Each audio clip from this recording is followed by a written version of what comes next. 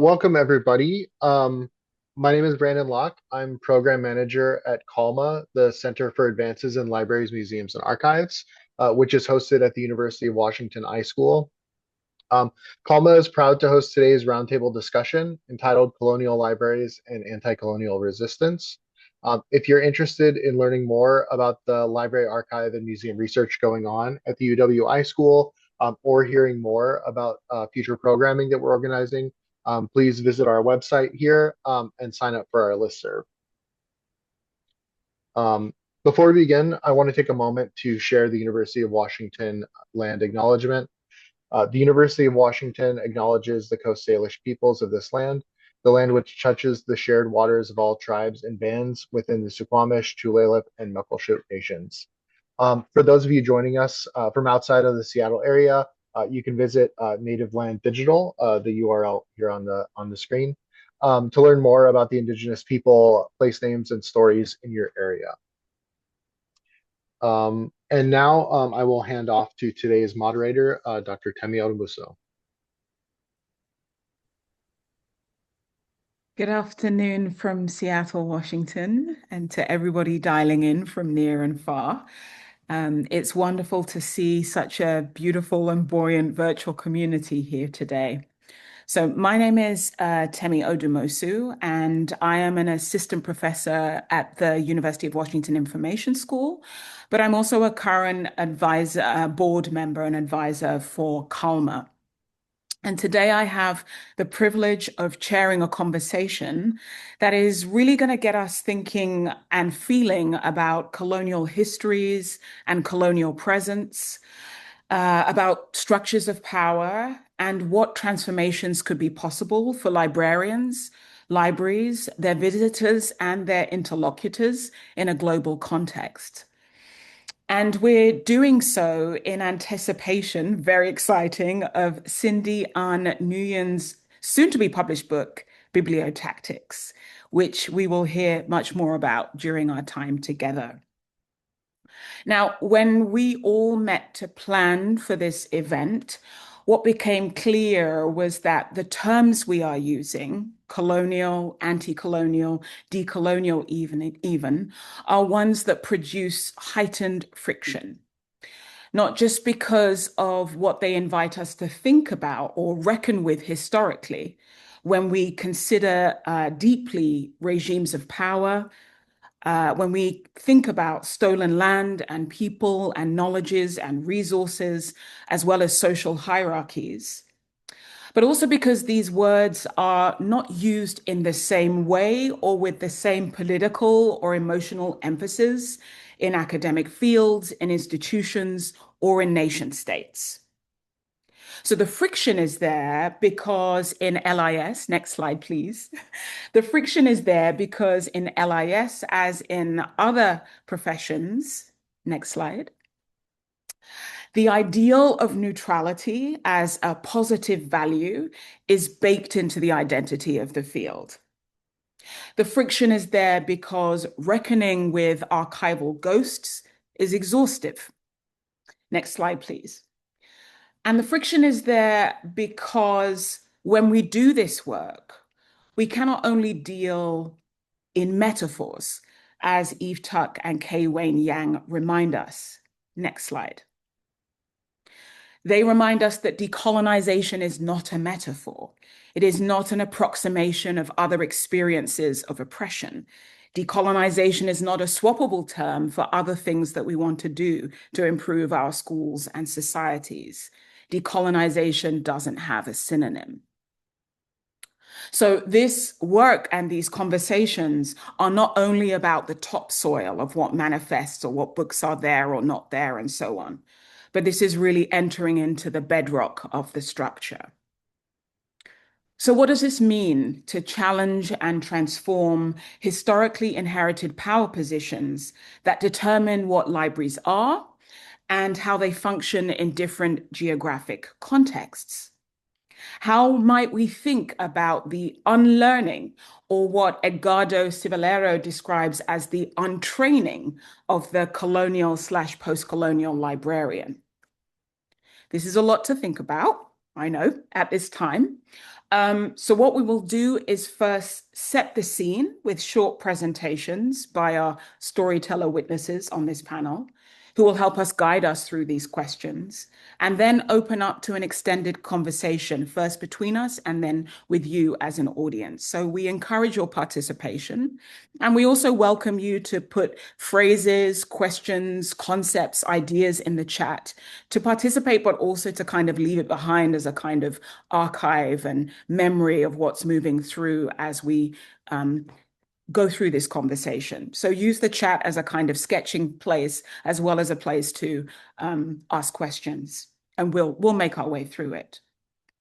So onto our panel. Our panel today of amazing souls.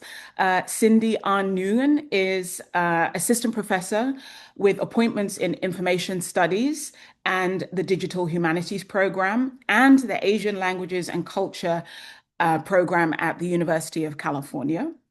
And her book, Bibliotactics, Libraries and the Colonial Public in Vietnam, which is soon to be published by UC Press in 2026, is the inspiration for today's panel and highly anticipated by the field. Next, we have Renee Lynch, who is a postdoctoral scholar with the Technology and Social Change Group, TASHA, at the Information School. She's currently co-designing an innovative funding program with and for African libraries using participatory grant making as part of the ALVA, that's Advancing Library Visibility in Africa project. And lastly, we have Karen E. Fisher, who is a professor at the Information School and adjunct professor in the Communication Department at the University of Washington. And she will be bringing the perspective of libraries and memory work and archiving and socially engaged practice in the Middle East. So with that, I will turn the floor over to this panel, and we begin with Cindy. Thank you. Good afternoon, everyone. I am present on the traditional, ancestral, and unceded territory of the Gabrielino Tongva peoples as the traditional and caretakers of the Tabongar. It is such a privilege and joy to be in community with the panelists here. I see some familiar attendees and the participants, as well as many of whom I haven't had the chance to engage with. To be honest, this is a dream, really, to have such a opportunity to engage with my book in such a way, as well as to think about past, presents, and futures of libraries from a global perspective. So I'll jump right into it so that we have a lot of time for dialogue. This is the book cover. It will be released January 13th, open access.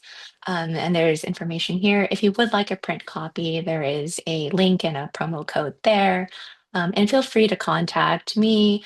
I also have other paratextual materials, a lot of teaching materials as well on this book website here, as well as a wonderful zine that my student Katie Drobar and I created together. Next slide. So we're going to jump straight into the book and what it means to think about bibliotactics. So in the work, I propose the concept of bibliotactics to characterize the everyday agency of builders and users to articulate the meaning of public through shaping the policies and the use of the library. So this concept of bibliotactics advances a relational and multi-directional theory of power that blurs an arbitrary divide between the rule makers and the rule breakers, the colonial state and the colonial subject. So this concept of bibliotactics offers an intervention into understanding the history of Vietnam and colonial institutions, as well as beyond the context of colonial Vietnam, through offering a critical method to examine the interrelationship between agency, power, and the public. So I'm thinking about power, but really rooted from historical praxis, and we'll kind of leave it up to question mark in terms of how this translates to contemporary praxis in our conversation. So next slide. So in the book, I focus on 5 practices, and I'm a cultural historian by training, And I focus very much on social life and everyday cultural life within the library. So I trace these 5 practices. I'm going to give kind of a flyby, quick invitation into to immersing ourselves with the history of the colonial library to understand how it might translate into contemporary praxis. So next slide. So the first concept to document, this is from the first chapter, which really focuses on the construction of a colonial information order. So to situate our conversation, I'm looking at histories of Vietnam from 1865 up until 1958. And here I have a map of what is French colonial Indochina, which is today the Eastern Territories were divided into Tonkin, Northern Vietnam, Annam, Central Vietnam, Cochin China, Southern Vietnam, and then today also encapsulate Laos and Cambodia. So you'll see here throughout the slide dates of when these libraries were created from 1865 in Saigon, and then you have a centralizing what functions like a capital library in Hanoi in 1917 and 1919. And then it's in this central library that a central archive, a legal deposit, a national bibliography, essentially nation state building apparatus is created in Hanoi that then centralize the Indochina territories of French Indochina, so Vietnam, Laos, and Cambodia. And you also have a similar effort in Cambodia that was created in Phnom Penh in 1924. And it's this concept of the colonial information order that I really posit is the infrastructural and architectural apparatus to document and preserve the paper trail of colonial apparatus within in French colonial Indochina. And this apparatus of archives, libraries, a legal deposit, and national bibliography was really key to preserving the paper trail and perpetuating what is understood as an intellectual hegemony of French colonial thought in the region. And to concretize this a bit more, so next slide. Um, I want to, I think a lot of the conversation around colonialism is a very top-down story, and most of my work really engages with kind of a multi-directional bottom-up revision of understanding power. And to do that, I center in the colonial space of a library on the concepts of publicity. So it's in my work that I uncover the emergence of a colonial public that was brought together by a French colonial institution that I was mentioning before in terms of this information apparatus.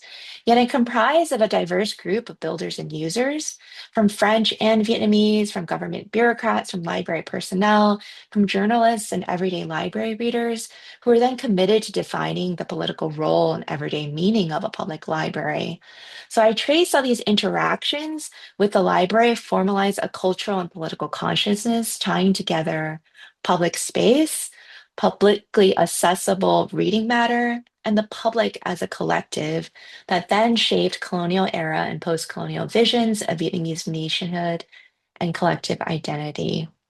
So this is really important here for a vision of many different approaches to how we understand colonial studies and post-colonial studies that often situate anti-colonial and resistance outside of colonial institutions. Yet I really wanted to center the kind of problematize what it means to be in public and to question questions of agencies within a colonial institution. So next slide here. It's really important, and you can see here in terms of who is the colonial public and who is using the library. So it's really important to understand that the Hanoi and Saigon libraries were overwhelmingly a popular space and comparatively as well utilized in terms of just population numbers, as well as much as the largest libraries in France during that time. And you can see here a rise of the popularity over time during the French colonial period through to 41 of an increased number of Vietnamese individuals. And part of this reflection too is that Indochina was not a settler colony, such as in like the French in Algeria or the British in Kenya or the United States, where you have forced violent displacement of indigenous land and life and settler concepts of sovereignty of land as capital. Instead, what's playing out in the colonial library in the case of Indochina is a more it's very symbolic and abrasive in terms of those um, those strong monuments of architectural feats, as you can see in the other slide before, but you also have more subtle ways in which colonialism is playing out through spaces such as a library. And the other reason for this increase in popularity of the library is that you have a shift in the 20s and 30s of more literacy of both French and in Romanized Vietnamese and vernacular Vietnamese during this time. So next slide, please. The other key point that I want to emphasize in this book is what happens in the library is the emergence of what I call public reading culture. Uh, as you can tell from my conversation, the colonial space is not of the library, was not a clearly pro-colonial or anti-colonial space. Something else is happening where you have a diverse group of people socially using this public space. They're encountering state bureaucracy, they're critiquing inequalities within the French institution, yet they are also directly engaging with reading matter in cosmopolitan, self-directed ways. So it's one of the most well-utilized state institutions, and it was open extensively. The Hanoi Library was open from 9 a.m. to 10 p.m. It was offered this well-lit space. It was a very dynamic space in that way. And it's also a space in which the colonial public encountered one another as anonymous readers of an urban public. So this other slide of which Temi had gestured to next is um, is a really controversial one in which, as gestured from colonial libraries and thinking about popularization systems, such as a book vehicle system, this chapter is called To Circulate, which examines libraries and their ways in which they function as vehicles of cultural propaganda. And this is a really important kind of holding two contradictory truths together, where the library did open up worlds of ideas of offering freely accessible, self-directed reading matter, yet it was also the reading matter that was curated within the libraries was very intentionally pro-French and pro this notions of what French colonial modernity should look like.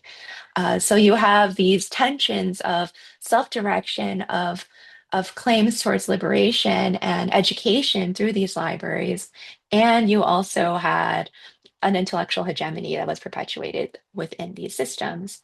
And it's within this one that I showcase that distributed throughout the countryside. So next slide, that other forms of subtle vernacular life were permeated throughout colonial life. So while there were these heavy-handed state apparatus of intellectual hegemony within the library institution itself, there was also distribution of vernacular Vietnamese literature. So these are a few books that were also distributed in the book wagon that I had showed in the previous slide. And it's in these kind of subtle moments of rethinking a colonial institution that I really center in the book discursive Vietnamese, some would call proto-nationalists, and I would just say call them kind of vibrant intellectuals that were committed to redefining public life, that were debating what the role of a library should and could be, that should be inclusive of women and provincial readers as well as youth, that could be social welfare for the disenfranchised. And this is what we see as vibrant debates in the 1930s. And just kind of as conclusion, I wanted to end with one individual, which is the next slide. So by 42, you have this proposal for an attempt to draft a library of Vietnam, specifically a Vietnamese language library.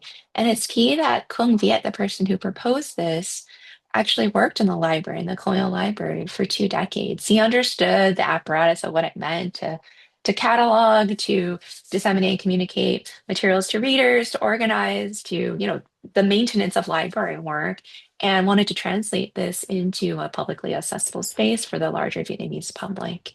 And as the last slide, I wanted to think and leave you questions about what it meant to for decolonization of libraries. And this is my last chapter, that it encapsulates both a confrontation of the colonial infrastructure, the operations, and the mission, embedded within this reimagining of a national future. I'm sorry, I said this was my last slide, but there's one last slide I have here, which is just a gesturing and an acknowledgement and thank you to all the librarians that have been part of this project. I was in Cambodia recently with other Vietnamese librarians, and we are hosting several conversations about what it means to engage with the past, the present, and the future of libraries in the region. And that's just something that I am transitioning to in terms of more community engaged work.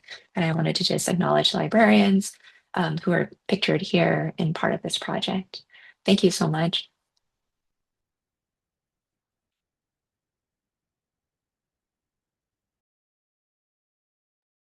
Thank you, Cindy. And now I invite Renee to take the spotlight. Thank you, Tony. And also thank you, Cindy, for presenting your depth and breadth of work. I really look forward to hearing more about it.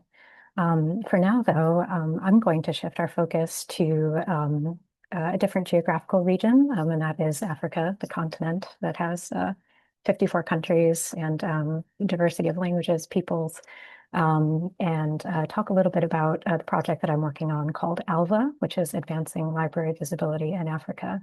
I'm also going to shift our focus from thinking about colonial past to thinking more about neocolonialism, or coloniality, as other scholars have phrased it, which refers to the ongoing normalization of dominance of former colonial powers, which continues up until today, but sometimes in more subtle ways and structures. Specifically, I'll be talking about the structures of partnership and funding, which are two mechanisms by which we believe this colonial power continues. So the project, ALVA, did not start as a decolonial project. It started on behalf of a Pan-African library organization headquartered in Ghana. They were kind of wrestling with this problem of libraries as contributing to development and well-being in their communities, but often not being recognized or visible as such. So for example, here we see on the left, an example of a project that's serving out-of-school youth, which are often a marginalized population and they're being served here through a reading club and reading activities.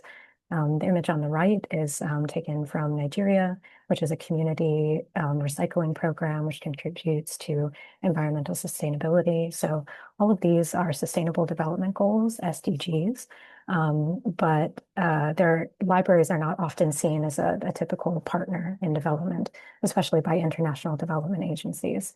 So for libraries across the continent, which are often coming up against public funding shortfalls, they're feeling this need to reach out for other sources of funding, often international development organizations as a potential partner, but need to present themselves and be visible for the work that they're doing. Next slide, please. So the project started with this kind of techno-rationalist question of what data do libraries need to make themselves visible to international development funders? And along with this question kind of comes the assumption that if only libraries had the correct data, then they could solve this problem and be more successful in garnering funding and partnerships with international development agencies.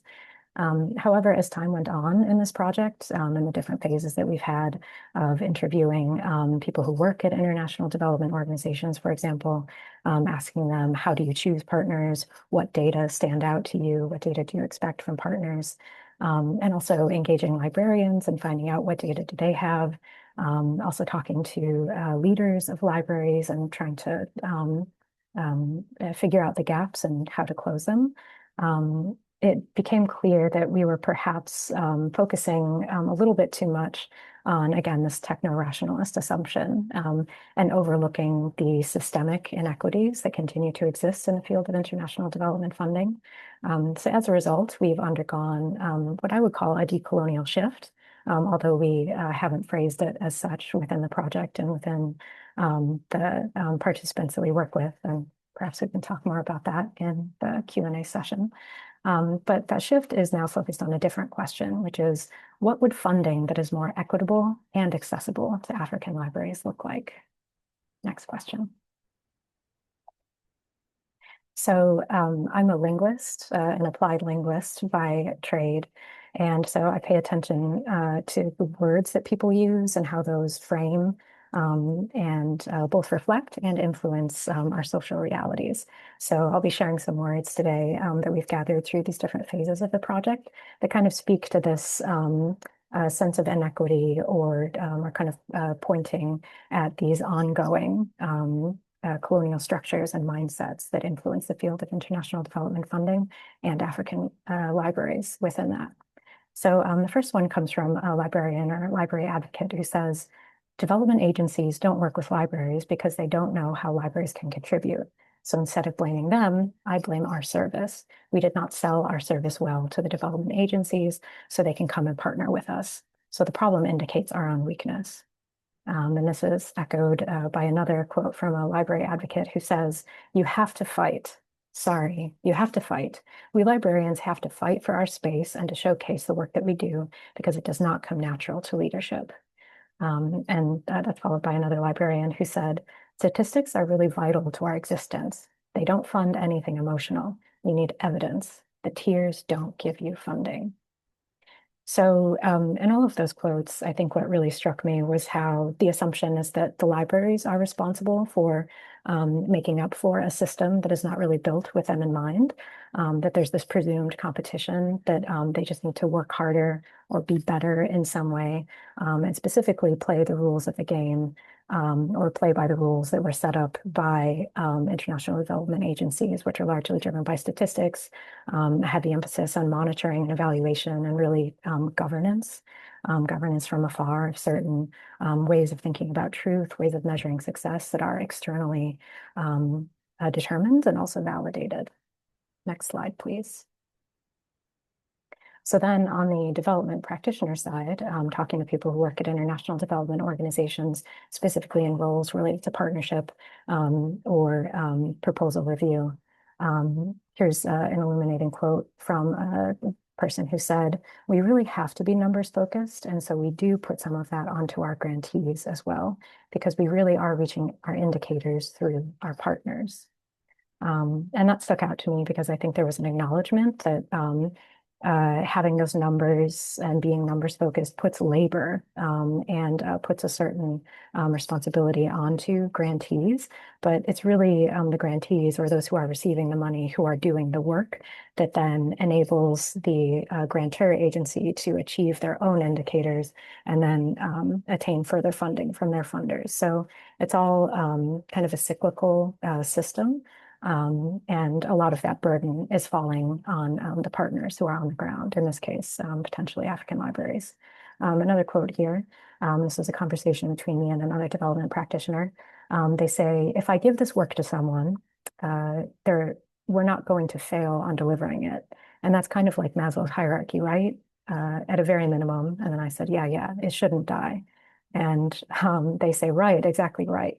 Don't mess up the piece of work we're trying to commission. And then if we can get past that hurdle is, can we use this particular procurement or partnership to deliver value? And that was another conversation that stuck out to me in terms of the neoliberal or capitalist logics that are applied in a lot of international development funding decisions and mechanisms, which are ostensibly reflecting that international development is a business. And if libraries, African libraries specifically, want to be a part of that business, then they need to be good partners in the sense of doing what they're told, not messing up projects. And if they do, the risk falls on them and not being able to partner or being able to be seen as a good deliverer of value in the future. Next slide, please. So after looking at more interviews, a survey that we did, and the other aspects of our research, it was really becoming more clear that there are deep colonial legacies in the ways that international development funding functions, but also how that affects African libraries. So first of all, we have to consider why are African libraries in this position in the first place, lacking public funding or having public funding being withdrawn. We can see that as a direct effect of structural adjustment policies, which were economic changes that were often required by bodies such as International Monetary Fund, IMF, or the World Bank in order to receive loans from those global north dominated institutions. Countries were required to change things about their economic policies, such as limiting funding for public institutions, such as libraries, schools, medical care, things of that nature. Also opening previously public interests to private interests, often for global north dominated businesses, again, to come in under the idea of free market policies, but vastly underestimating the effects that that would have in terms of equity and also the impacts on populations in those countries who then don't have those public services. As the book here demonstrates really well, this is Decolonizing Wealth by Edgar Villanueva, highly recommended resource if anyone is interested on this topic. A lot of the funds which are offered through development organizations as well as philanthropies are built on colonial exploitation. So land theft, slavery, resource extraction, those are the things which amassed this wealth by dispossession that then these agencies, or in many cases, national governments, are now then lording over the same populations who were exploited in the first place to amass those funds. So in terms of colonial logics, it's really adding insult to injury if we see it from that point of view. Also, as I previously mentioned, there's an immense burden and labor that is expected of applicants and as well as grantees who eventually do become so-called partners in projects, wherein there's a lot of paternalism that governs restrictions on how they can use the money, the monitoring and evaluation of if they've used the money properly, if they're succeeding in what they were supposed to do, which is also often externally decided. And so there's a real lack of agency, and it replicates a lot of these asymmetrical power dynamics, which mirrors a lot of the colonial relationships that we've seen throughout history. Next slide, please. So in terms of ALVA, the project that I'm working on, the next direction we're taking, I would hope was going in a more decolonial framework here, thinking about funding from the perspective of participatory grant making, which is a family of practices that involves those who the funding intends to benefit in decision making about that funding.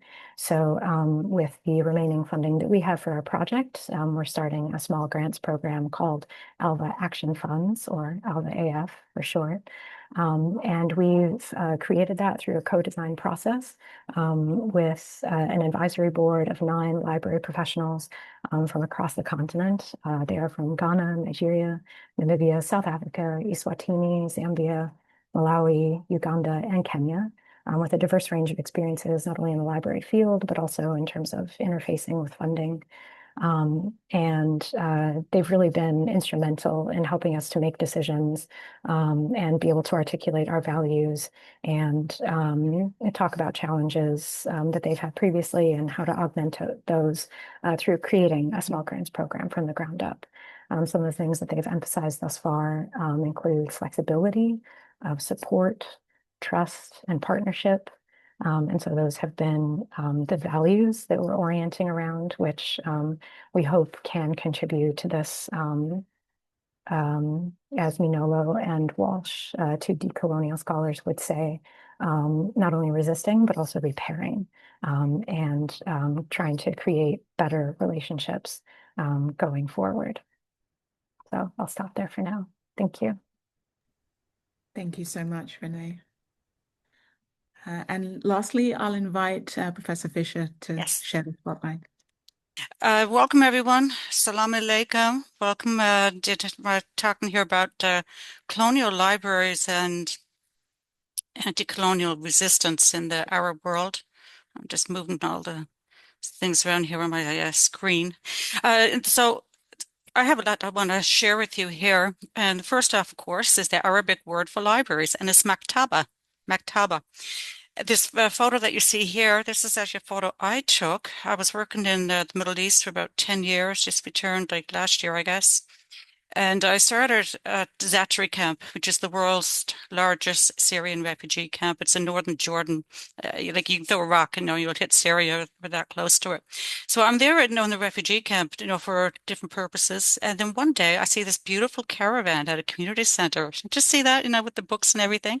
And it turned out it was a library. So I got really interested. And to be honest with you, like Zatari is huge and there's many different UN organizations there, community organizations and so forth. And I said, you guys realize that you have a library? And no, they weren't really aware. They knew that some books were coming in.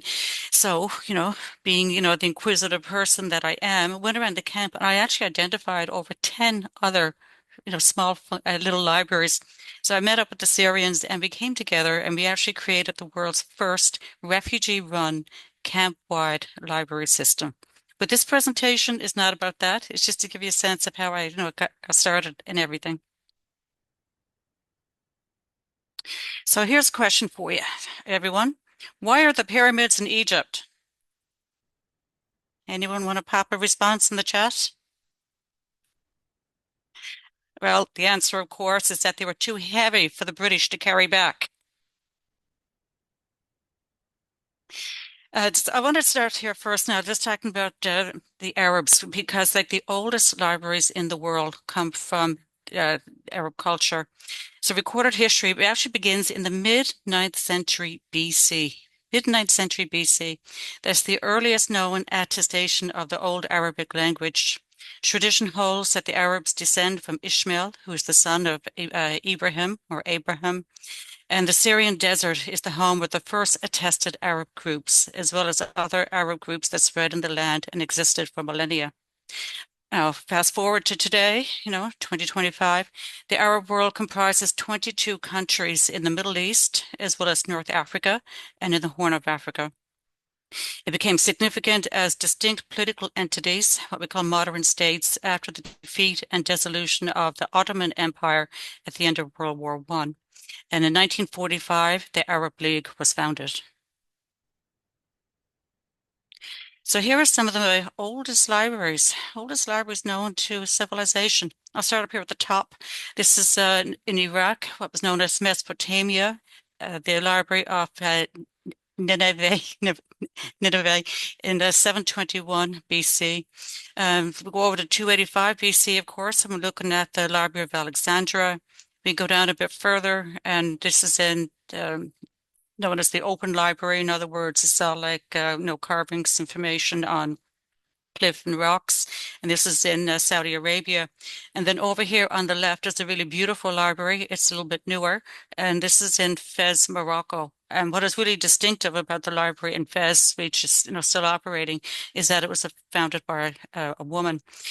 The most libraries, though, from ancient times, of course, are not with us today. What we have are artist depictions of what people think that these libraries look like. Most of the libraries, they were not wiped out overnight. Instead, there was, because of different war, conflict, disasters that occurred, things like that. So information, what is information in the Arab world, and what was it recorded on in the earliest days? Well, as I mentioned, on a rock face, mountains, clay tablets, of course, cuneiform, animal hides, papyrus, and paper. But the thing, though, is that ancient libraries in our world, they pretty much contained all of the world's knowledge. Any wealthy ruler, that was, their goal, their ambition to accumulate everything in one place. And if we go forward to the Islamic Golden Age, so we're talking about 8th, 9th century forward, it was marked by very rapid advancements in the sciences, medicine, architecture, agriculture, poetry. And one of the main forms of, in addition to recording information, the oral culture was also vitally important. And you see that through a Quranic recitation, poetry, and singing. Here I'm going to show you on the right. Think of this as the first Yelp complaint. This is the world's first customer complaint written on a tablet in 1750 BCE in Mesopotamia, Iraq. So the story here is that a guy, his name is Nani, he was complaining to El Nasser, who was the seller, about the quality of the copper wire that he received. And sadly, this beautiful artifact is housed in the British Museum in London, which we'll see is a very continuing theme. Now let's fast forward. After the Islamic Golden Age, we have the Crusades. Everyone knows the stories of the Crusaders, coming down to the Middle East, wanting to get to Jerusalem. Most of the stories that we know about the Crusades, of course, are told from the European or Western perspective. If you're from the Middle East, or you spend a lot of time there, you're going to hear different stories, and you're certainly going to hear a lot about Saladin, or Saladin, how it's called in the West.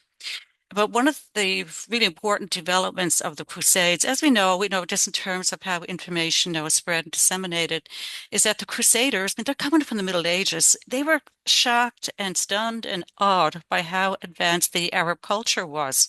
They were surprised by medicine. In fact, Salahuddin himself, he cured, I think it was, King Richard who was sick. He sent over his own doctors to cure him. They were really surprised by the magnificence of Arab architecture, their science and engineering. And what happened then, and this is also one of these stories that's not well recorded in history, but if you read the work of Diana Durkee, she's a British scholar of architecture. She's done some wonderful books, and she talks about how these crusaders, the leaders, they would pay the Arab Muslim architects, scientists, doctors to go back to Europe with them. And this is pretty much, what kind of led or enabled the start of the Renaissance after, the Dark Middle Ages. And you will really see this in the architecture throughout Europe. Everything that's considered to be, Gothic architecture actually is Islamesque. So this brings us to early colonialism. I'm going really fast here, world history. So after the Islamic Golden Age, the Crusaders, we had the Ottoman Empire, which I'm sure everyone was well versed on. And, the Ottoman Empire was very, very vast. So I'm not going to get into how it actually started and so forth, but that in 1700, some changes occurred. And this is really what colonialism coming from the north, the big influence of it. European countries controlled the frontier, the border with the Ottoman Empire. So what we had here is the British Empire. Remember, if they're all going out in these big ships and everything, colonialism is really going. They controlled the Persian Gulf. The French Empire controlled Lebanon and Syria, also known as Greater Syria or the Levant. Now, the colonizers, they perceived that the Arabs, that they didn't have a written language, they didn't have their own culture, and so forth. So, of course, this gave them free license in their own minds to take books, Islamic manuscripts, artifacts, and so forth. They took them all back to their libraries and museums in European capitals. They're still there. They're actually in American libraries as well. Just look at the Smithsonian. So the remaining collections and libraries that were still in the Arab lands, they were pretty much neglected by the colonizing forces, so they weren't kept up and they fell into disrepair. And then the colonial administrators, they also generated extensive records, but all of these things are curated in Western libraries because the primary source materials focusing on the colonial period of the Middle East are all told from the colonial perspective. Now, this brings us up to the end of the Ottoman Empire, which of course would be the end of World War I. And this had tremendous impact in the Arab world. So basically, the British and the French, they wanted to continue that foothold, even though the empires were very much in decline because they all went so broke during World War I. But they set up mandates across many Arab countries, and they set up proxy rulers. I mean, especially saw this in the Levant.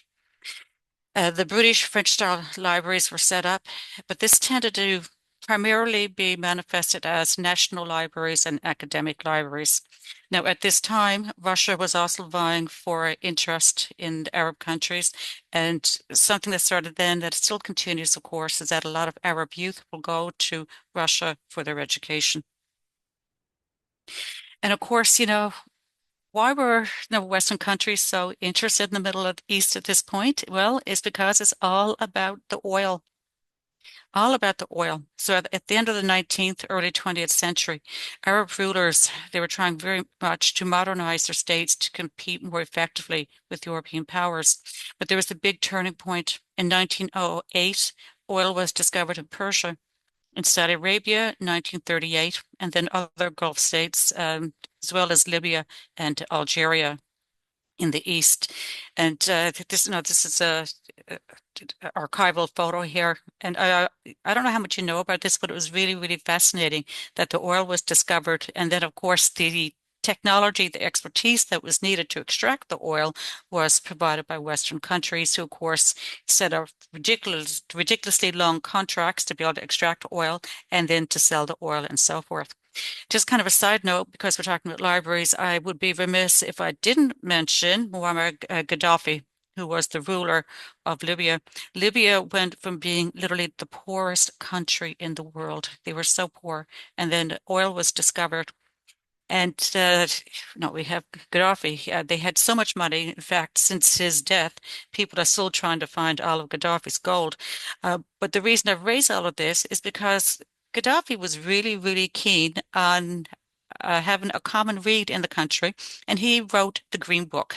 Literally, it was called the Green Book. It had three parts, and it was the only book that was permitted in the country, and it was required reading of everyone. So to come full circle, I mentioned earlier about how conflict destroyed, many of the oldest libraries in our world civilization. But the same thing has happened in the 21st century with the forever wars and the civil wars, especially those that were sparked by the Arab Spring. With all of this, we saw libraries, archives, and museums. They were destroyed and looted. In fact, this stuff is still going on, especially in the Levant with regard to Iraq, Syria, Lebanon, and Palestine. A couple of years ago, I taught an online course in our MLIS program that was about information and libraries and culture in the Arab world. And I interviewed the executive director of the Iraqi Library Association, and she was sharing with me, my students, just how much the libraries have suffered. And it's going to take years and years and years to get back to where they were. But so many of their artifacts were literally stolen, and other things were actually destroyed. The example that I have here on the bottom is from Damascus, and this is during, the kind of the beginning, the middle of the war, and there's some books written about it, and it's called the Damascus Secret Library, where basically, if you could find any books, everyone brought them kind of to an underground bunker that they had created, and you had to know where it was, and to be able to go there to get away from everything that was happening with the war and enjoy the books. But everything that's happening with regard to libraries in the Arab world, there are other complications, and these have to do with government control. Every book that goes into an Arab country has to be approved by the government. So it's much more than just having an accession number. It has to be approved to come in. Then there's control of library acquisitions. This happens in a lot of different ways with regard to access and censorship. When I was working in Zatari camp, it's a very high security camp. You have to have permission to enter the camp. You have to have permission to leave the camp and so forth. Any item that you bring into the camp, you have to have security permission. This takes weeks to obtain security permission. The most difficult item to bring into the camp was a book. Honest to God, that's a true story. The most, nothing more dangerous than a book. And then the books would all be censored for different topics. And then, of course, we have the real difficulty of surveillance in Arab countries. And of course, that's happening around the world too. But surveillance is a big problem. So where are we now?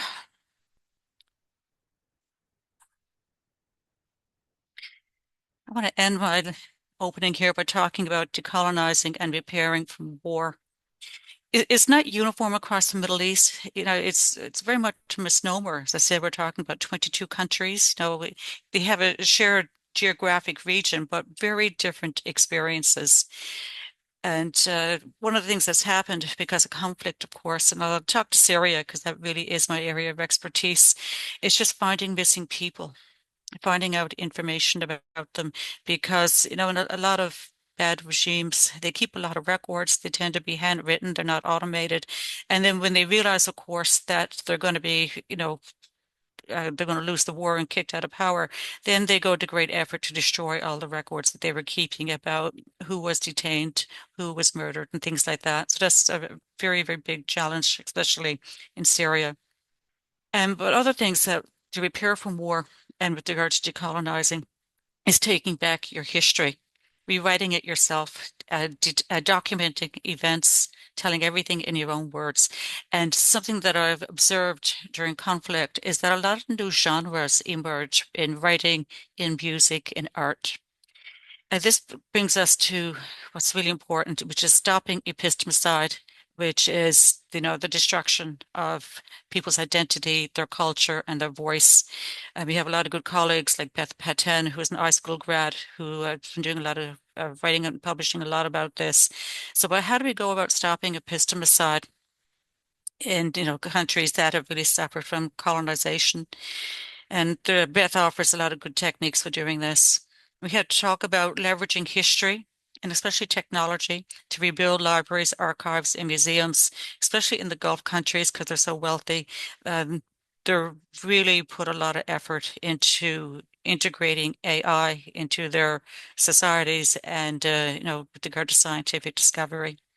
Also, vitally important is returning collections to their countries, training staff. Imagine if you're in a war-torn country trying to cover from conflict. We need to have staff who are trained in librarianship, in museology, and archives. And then, it's important that people have the freedom to create whatever they want. Because, as I mentioned earlier, libraries in the Arab world, not the ancient ones, no, the new ones, like in the 19th, 20th century, very much based on a British model, on a Western model of what a library should be. When you're rebuilding now, you have the freedom to create what you want. When I was working in Zaatari camp, I mentioned, Zaatari camp libraries. None of the Syrians had any training in libraries in Syria.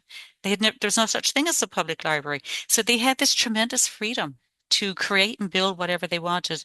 We did a lot of innovation in Zaatari. So our dream now, of course, is with people, able to return to Syria. This country is free, is to create a countrywide public library system in Syria that's based on Syrian culture, lean into that and what people need. Just leave you with some of today's Arab libraries and museums in the Gulf. Please go, please travel and visit. And you can, of course, you can visit online. They have some really, truly magnificent libraries there. In Dubai, in 2022, just look at that, the Mohammed bin Rashid Library.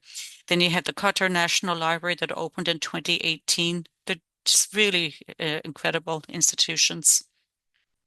So there's a lot of emphasis on national libraries, academic libraries, and of course, Islamic libraries. And Egypt, I had to tell you, Egypt has a really phenomenal public library system. It's very community-based, community librarianship, and they also have now a splendid museum system there as well. In Jordan, where I was based, Jordan is interesting because we were talking about funding earlier. And in Jordan, they had one public library and no, it was privately endowed. And in the past 7, 8 years, they've started building branches in the poor areas of Amman, and now they're looking at building branches in other parts of the country. And I mentioned about our dream, to create a countrywide library system in Syria. Really hope we get to do that. I want to thank you all for listening. I'm leaving you here. This is the cover and the back of a book that I published with 2,000 Syrians in Zaatari camp. It took us over 6 years to do this. It's called Zaatari: Culinary Traditions from the World's Largest Syrian Refugee Camp. The royalties from the book return to the people of Zaatari. And the whole point of doing this book was to preserve indigenous knowledge and to counter the effects of domicide. Thank you for listening, and I'm looking forward to our conversation next. Thank you so much, Karen. This whole panel has given us such richness of history, of present, of futurities to think with. And I think I just want to give us a moment to pause, actually, and to just absorb everything that we have heard. Um, I'm thinking about these fundamental questions of governing from afar, of thinking about the role of libraries in the sort of conceptualization of modernity and what that means, but also back to those decolonial shifts that Renee was talking about and what they look and feel like in practice. But before we kind of bring all of those threads together in conversation, I'd love to come back to Cindy who's probably also quite full from all of these reflections, and to see if there's anything that comes to mind or any responses you have based on what you've heard thus far on the panel. Thank you. Thank you so much for this discussion. I mean, I think just my first reaction is the global dimensions of which we are working in is just so meaningful, because even as we all grappled with how to present our global dimensions, we are grappling with the orientation around assumptions of Western as normative, in sense of like tied to the nation state, or even what Karen was mentioning, the importing of. Actually, no, Karen, I think you really pulled this into a deep history, but you did mark in a moment of the importing of British and French structures of national libraries and kind of the implications of that. I think Renee really deeply thinking about kind of contemporary implications of how on the ground communities are grappling with fundraising and justification through the language of Western political and economic systems. So I felt that really strongly in all of our presentations, it's just more of a an invitation to have more moments like this, to decenter and rethink what it would look like, specifically highlighting what everyday, like for me, like I want to hear more about, from like Renee's context of like that first image you opened up with, like, well, what's happening on the ground in terms of community and public library efforts. And similarly, Karen, when you opened with the refugee library, and I think there's this tension that I saw in my work too, of heavy state approaches to library development and pre-existing ongoing community efforts of libraries, and that looks like a different shape and form of what we might think of as like a designated space and concept of structure and continuity and infrastructure of libraries, yet has kind of a grassroots approach to the serving a specific community and their needs, and almost the in the specificity in the community. So that was just like kind of two thoughts that stuck out. But I would really love, I know that Tammy, you prepped some questions too, to bring us together in terms of what you were gesturing towards, from like modernity and other thoughts as well. I think we should just carry on with the flow of what you're saying, Cindy, and maybe Renee, if you wanted to respond to this, because I think what's happening on the ground and these practicalities will be useful, especially because I know many of the people on this Zoom call are either teaching or learning in a library information science context. And so what this could do for, thinking about our curriculum and this field and how it's moving forward would be amazing. So I leave the floor to you. Yeah. Sure, thank you so much. And thank you, Temi, for your gracious moderating, and Cindy for bringing us all together with these thoughts here. Yeah, so the question as to like what's happening on the ground, also Temi's question of what does it think, or what does it feel like or look like to be doing this work in real time? Yeah, I'm torn between talking about like what's happening in libraries versus like what we're doing with libraries, which is kind of like a step above. In terms of what's happening on the ground, in starting this project, I was blown away at like the innovation of what a lot of libraries are doing in Africa, which is one of those problematic colonial framings, right? Like it's a massive continent. Like there's so much going on in so many different places, and different types of libraries. So, there's public libraries, but then there's also in many countries a really thriving scene of community libraries. Uganda is a great example where they have their own association. They tend to be like privately funded or community funded. And they're smaller, like really tending to the needs of a specific place. and really doing, yeah, incredible multifaceted work. I'm thinking specifically of a paper that I just co-authored with a colleague at Tasha, Charles Bouvra, if he's on the call. But talking about during COVID, how libraries across the continent were able to pivot their services. So things like students are preparing for national exams and they need copies of past exam papers. They reach out to a librarian via WhatsApp. The librarian can go to the library, take a picture of those exam papers, send them to the student, and then suddenly all the students have the material they need. Or investing in bookmobiles, for example, that can travel to remote or even in one case, book camels that can take books to more different places. Things like renting out agricultural equipment that can be used to improve crop yields. Just really awesome things that libraries are doing. So I should also, once I get a moment, I'll put into the chat an IFLA resource that was called the SDG map. And it's a way for libraries to feature stories of how they're addressing the Sustainable Development Goals in particular places with little narratives. So it's another one of those visibility things. So I will add that in there. In terms of real time doing this work in a participatory way, I'll say that it has been very challenging. I think, first of all, the concept of needing a shift in power is something that we haven't all come to the same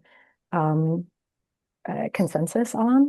So from the University of Washington side, we came in really strongly with that of like, yeah, let's tear it all up and start from the ground up and build something totally new. And you all have the power now. And I think the people we were working with were like, wait, why? Like what, that seems kind of scary. That's also a lot of work that you're asking us, and also like that's really abstract. So I think in terms of like participatory practices, there's been a lot of learning in terms of like meeting people where they're at and also like having those big conversations when they come up, and also being able to see threads of how power may be appearing in things like eligibility criteria, for example, or whether or not we're going to require receipts from grantees. So yeah, I think like kind of thinking, like staying present with people, but also still having like my critical decolonial hat on, but always making sure that there's a conversation and that I'm listening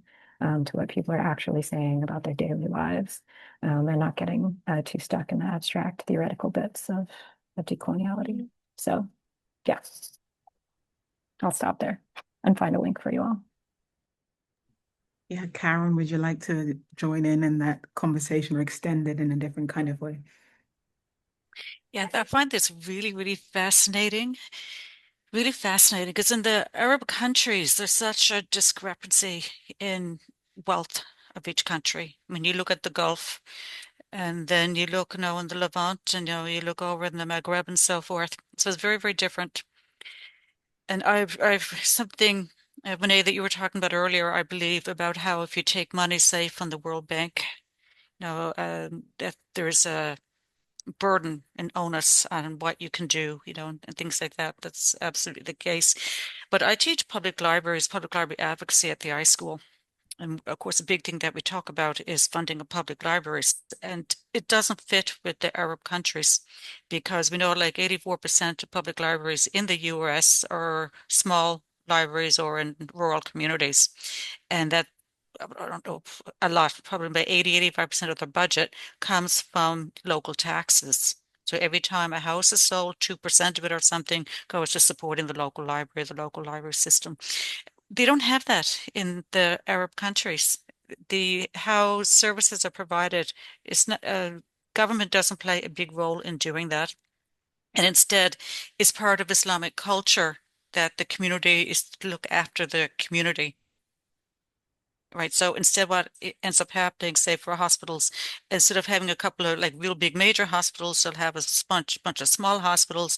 A lot of them, can be funded by different countries. Like colonialism extends into a lot of institutions. Libraries are not unique or alone, in that regard. It's, just all across societies. So I think about that a lot. I know about funding, trying to explain to people. I know, like when we were in Jordan trying to use that to libraries, we had a very international staff with the UN and also, with the different NGOs there. Of course, a lot of them were host country too, people. And people had this kind of, and this is a shared experience with libraries everywhere, I'm convinced. But there's always the stereotype of what is a library. People, do this kind of default setting where they think it's a room with some books. And I always love people's idea of the magic library that doesn't need staff to run it. That's always been around everywhere too. We do so much more.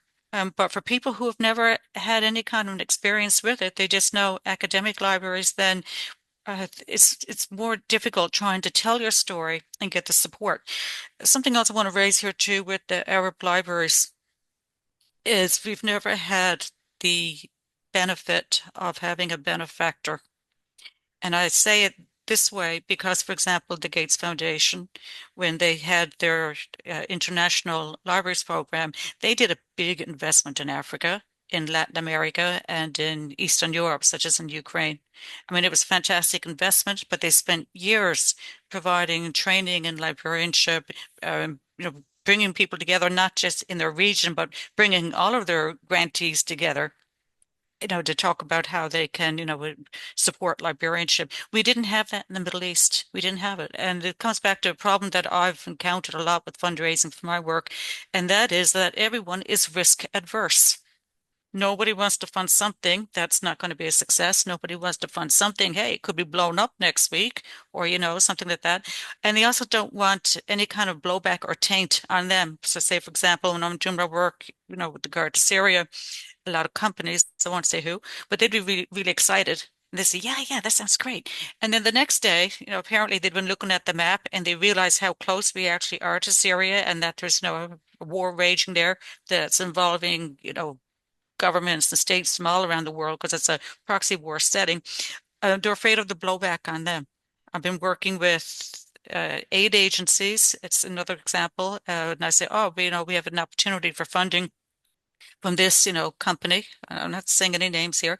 And then the aid agency would come back and say, oh, no, no, no, we can't accept that donation because it could be blowback on us because of how that company is perceived or something like that.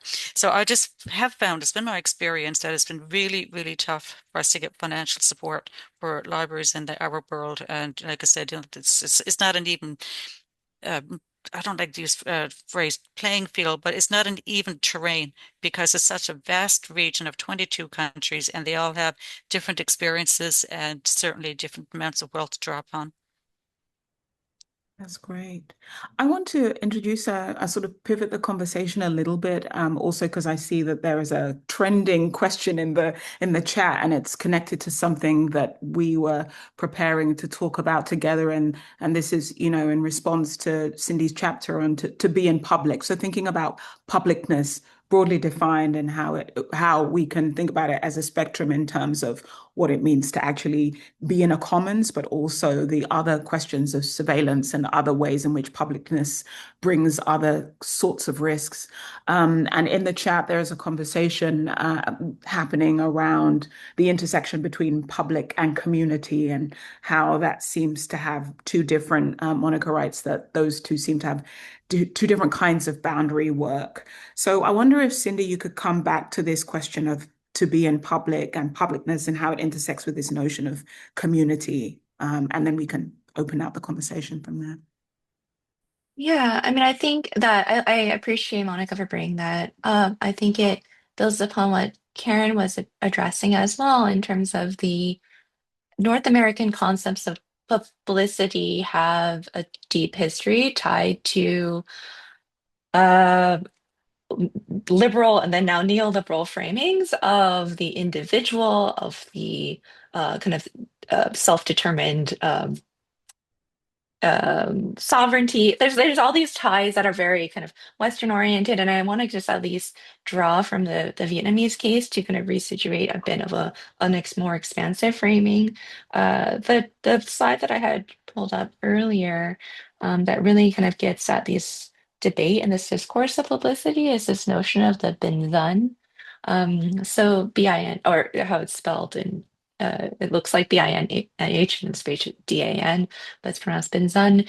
Bin means kind of like kind of like a equalizer in a sense, like the middle ground, and then Zen is like a person, but it kind of translates roughly to like a commons, a collective, the everyday person. Today it's used more of like kind of a commoner, like a everyday person. But what was happening in the 1920s and 30s is that Binzen became like this more encompassing notion of, well, what could the community look like if it one is being communicated and discussed in Vietnamese, in vernacular language, encompassing of the larger population in Vietnam, yet at the same time also encapsulated kind of more than a male public. So this was a female public, a young public, those who are disenfranchised, and this kind of more fluid understanding of Binzan was really key to what then reflected a community library's grassroots development. And a lot of it was modeled after kind of looking at state models, so of the Hanoi and Saigon and the Phnom Penh libraries was, but also was addressing everything else that the state library was failed to do, which was like it wasn't providing much vernacular material in Vietnamese. It wasn't an inviting space. It wasn't in the countryside. It was very urban dominated. And it wasn't addressing more societal needs around social mobility, around kind of the more economic elements of which libraries and community libraries um, are more flexible in terms of being a fundraising space, a space where maybe it isn't free, but it's donation based, and those donations could then provide microloans to the community. It could become a celebratory space for kind of holding village funerals and village celebrations, like, and then it becomes kind of these more flexible spaces that tie specifically to a specific community. Yet I think what's kind of interesting of this like boundary making conversation is that publicity and the commoners or the community then become more questioned as to who is there's this evolution of kind of critique of existing systems and a desire to revise and create kind of a more inclusive system that was arising in the 1920s and 30s. And I think Judith had a comment too about kind of the anti-colonial and political reflections of this too, is that the state libraries that are funded through the government are heavily surveyed, are heavily controlled. So these other spaces are trying to move in a way that could operate outside of authoritarian spaces of control. And that was just something else that I was seeing, particularly in the Arab case too, is this state heavy-handedness in library spaces. Can I jump in here? Because you raised so many things that I find really interesting.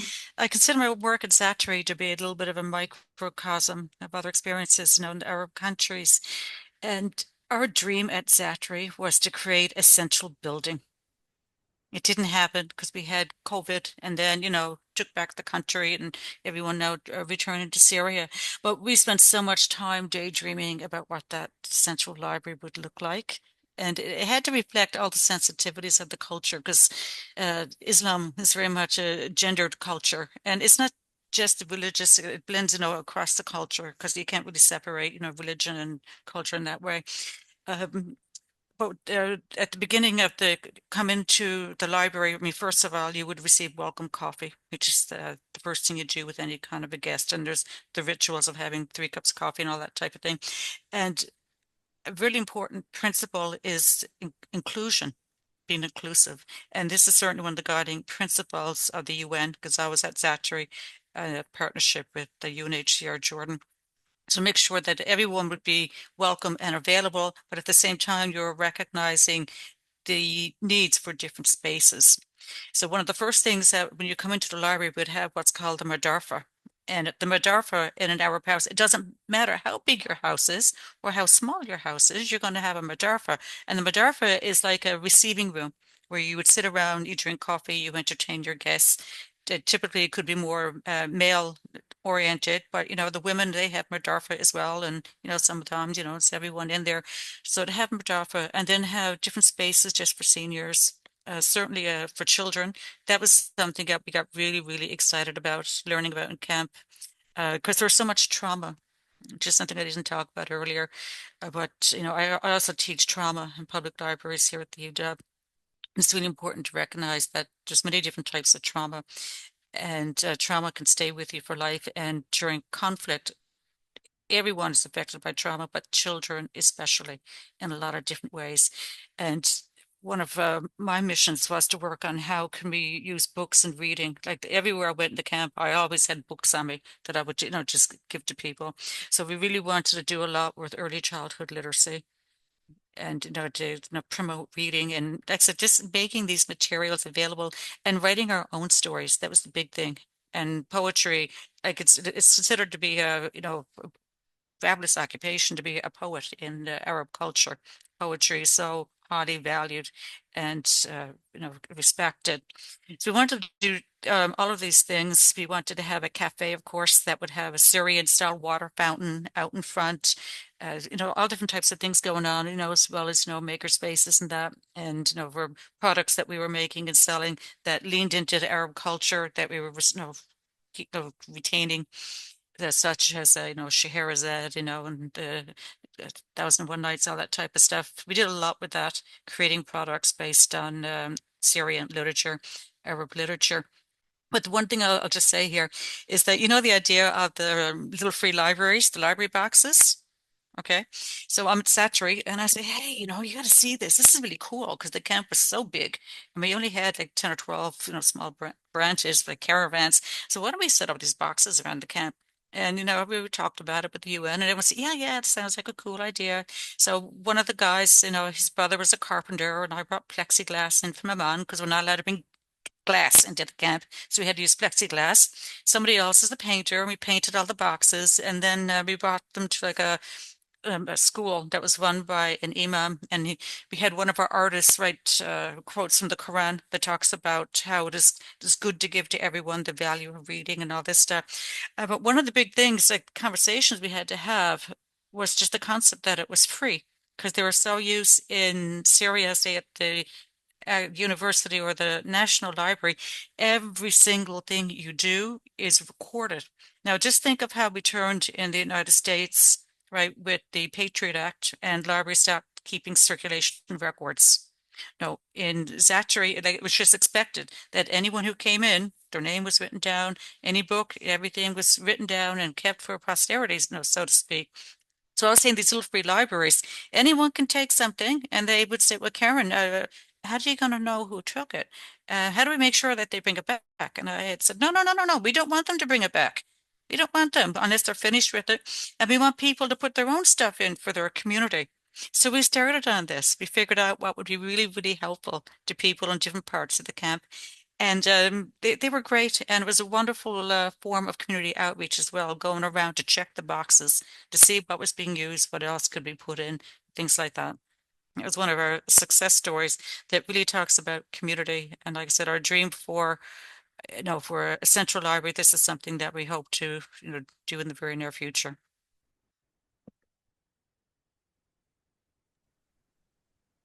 I love that, thinking about all those decolonial dreams and possibilities, and maybe on that we could think towards futures, possible futures. But before that, if we get there, but before that, I wanted to ask you all, we all teach in, library and information science context and research here in the US and in the West. What advice do you have for students, for people who want to go into graduate school, who are interested in doing this work in an international context, or really grappling and thinking with and approaching coloniality seriously, as a theoretical inquiry as well as one that is about whatever is happening in the family or community? What kind of advice do you have about them approaching this work seriously? Can I start? Yeah, I'm excited to hop in because I'm also attempting to write a book on this topic on international collaboration, approaching it from a decolonial point of view.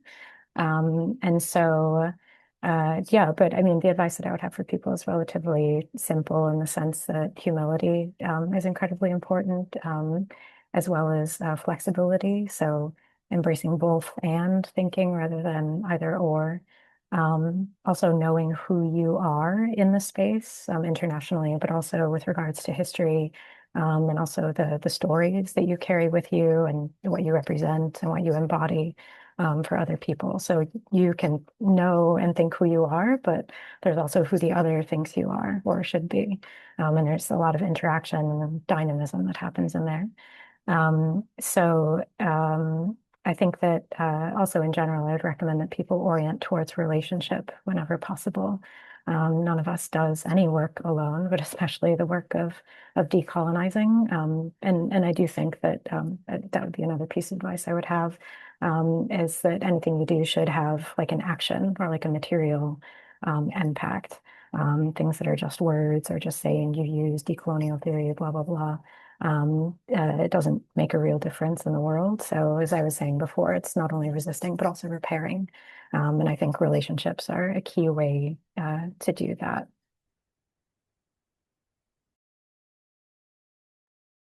Can I jump in too? I love the pedagogical conversation. I had the privilege of teaching a decolonial libraries class. It was one of my first classes I taught at UCLA.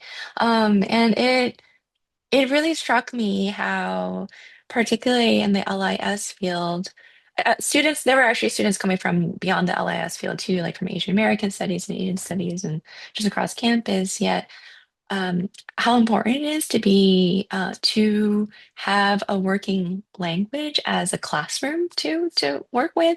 And then we had this different activity of creating a glossary, like a flashcards glossary of words that we, like as individuals, were self-cultivating from our conversations and dialogue with the readings and other scholars, drawing from, readings and that labor of other intellectuals, but also translating it into what it would look like in our everyday. And specific words were post-colonial, decolonial, decolonization, colonialism, and then all the ITY, like coloniality, decoloniality. And even as we were doing that activity, a parallel activity that was really meaningful, I thought was that, and Students Express was writing a positionality statement. And this was I called it like a alternative like DEI statement, like the one that they really wanted to write, but then couldn't. Um, and and really like a reflexive moment of thinking where our positions in relationship to the community that we're engaging with, right? And positionality statements cannot be universal, right? They are reflexive of whoever you're in dialogue with. And I found those two activities just really meaningful to kind of translate the conceptual of like the theoretical of engaging with decolonial theory, engaging with these wonderful Indigenous studies scholars from Smith and Native Studies keywords, decolonizing methodologies, and of course like Tuck and Yang, to like, well, what would this look like in the everyday? And I even find, like right now, I'm doing more community engaged work with partners in South Africa and in Cambodia, and how we approach what we understand as doing like critical work.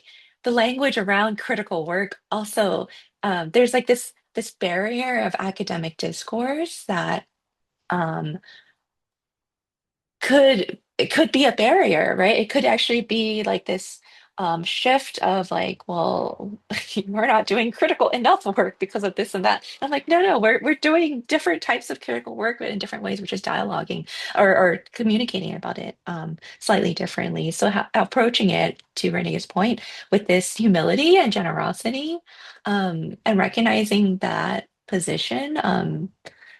And my students actually said this really well, is that recognizing that our partners are in one way, like the most knowledgeable of their own culture and understanding, right? Like, and approaching that perspective. And we come with like kind of like possibly like an alternative perspective in which we can both learn and grow and approaching it with kind of our stories and our lineages with a kind of generous spirit is something that's been really meaningful in both my class and my community work.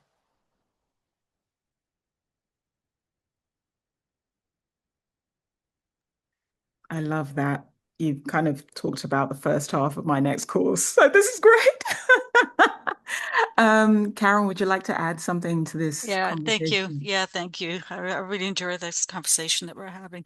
I have two things, and one is I really think we all need to be taking a closer look at our own, say, classification systems, metadata organization, to see, to kind of decolonize that, to see how cultures are, you know, described, um, to look at how objects are described, things like that. And we got to start giving this stuff back. I feel really strongly about that. I don't care this bullshit line that, oh, we can take better care of it than they can. You know what I mean? So we're going to keep it here for, for safekeeping. It's not your stuff. Give it back. Is that simple? Really? It's really simple. That's how I feel about it. The other thing I really feel really strongly about too is, I spent a lot of time here talking about history. And I'm a big fan of history. I think maybe would have been a historian in another life, but we can't know the future, go into the future unless we know our past and the victors tell the story, so to speak. Learn about an area, learn about it as much as you can, and feel an area. I learned so much. I get tingles now when I think about it. I learned so much about Syria, about Jordan, all the differences across our countries by eating the food, by listening to the music, by just going out to the cafes, by living there. Because it's all information. I teach information behavior as well. All of this stuff is information. The clothes, understand the embroidery patterns and the messages that are being told in it. Understand the art. Collect the art. I have about 80 pieces of art from Zatchary Camp by people of all ages, and ability and stuff. And so that brings me to my big thing is travel. Travel, go there. It's not expensive. Really, it's not. You can get cheap flights. You can volunteer at a library, at a community center or anything there. It's really cheap to live there. Food is cheap wherever you're planning to go. Really, you can do this stuff on the cheap. And if you can do something like get what do they call them? Those the fellowships. I was going to my tongue. Someone was saying it yesterday, just yesterday. Uh, Fulbright. yeah, that's what I'm saying. I'm not eligible for a Fulbright because I'm Canadian. So anyway, another reason to get citizenship, so I qualify for a Fulbright. Anyway, yeah, get a Fulbright. All these other opportunities that are there, and go travel. We got these wonderful travel abroad programs at the UW. Take advantage of those, but don't be afraid to go by yourself or grab your buddy. Just go and spend the time. It'll stay with you for the rest of your life, and it will change you. It will be wonderful. Amazing. Thank you, Karen. I think we should actually close the session on this feeling, feeling our way, sensing our way through the world and meeting others in good relation. So thank you all for this amazing conversation. We could, of course, have gone on for a couple of hours, but thank you also to everybody who joined us today. And this is fantastic. And we'll see you again soon on a calmer screen near you. Bye.